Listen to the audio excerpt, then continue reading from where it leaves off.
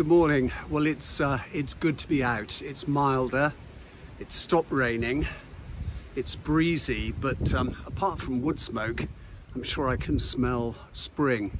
I'm going to end this piece with some pictures, some little bits of hope that I've spotted, some early flowering, some hope for the spring to come. It's the first time I've been out for a couple of days. I told you I had my first vaccination at Bath Pavilion on Wednesday evening. I started shivering and feeling like I had the flu. Went to bed, the whole of Thursday, weak and lethargic, really low. This morning, it's all gone. So 24 hours of symptoms.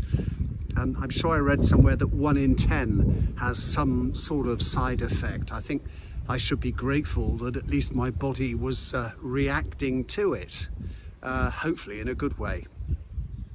But I've got to say, my thoughts at the moment rest with my kid sister, Sam, who is in intensive care at the RUH. She's not alone. That fantastic medical staff having to deal with so many people suffering the effects of COVID. I'm obviously with the rest of the family and her husband Duncan, thinking of my sister and wishing her really well and a speedy recovery.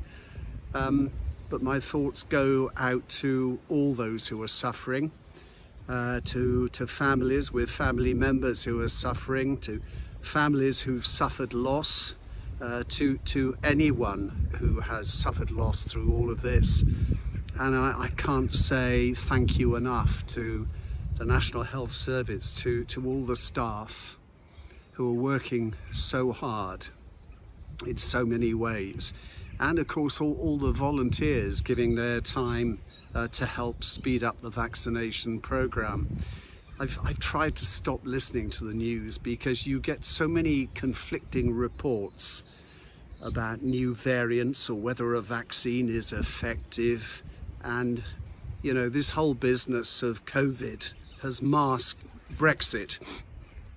And already we're getting the hate, you know, those bully boys in the EU after our vaccine. I am speechless because I'm not a supporter of Brexit at all. And I hate the fact the whole thing's buried in the pandemic. But when the pandemic's passed, I think the full effects of what this country has so stupidly done will come to the fore. But these, of course, are my own personal opinions. I'm not a politician. I'm an ordinary person expressing an opinion that you can agree with or disagree with.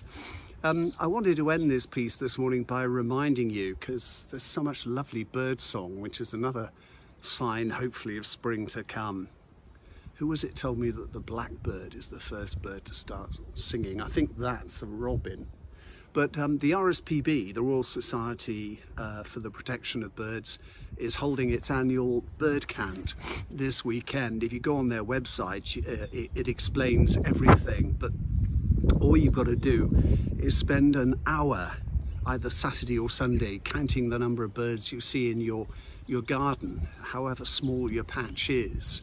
If you feed the birds and they come to your garden, just spend an hour counting them and of course identifying them if you can.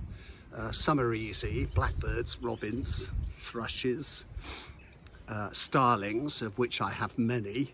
But it's a great thing to enable the RSPB to see what is happening with our bird population. Just imagine a day without bird song. Anyway, that's it.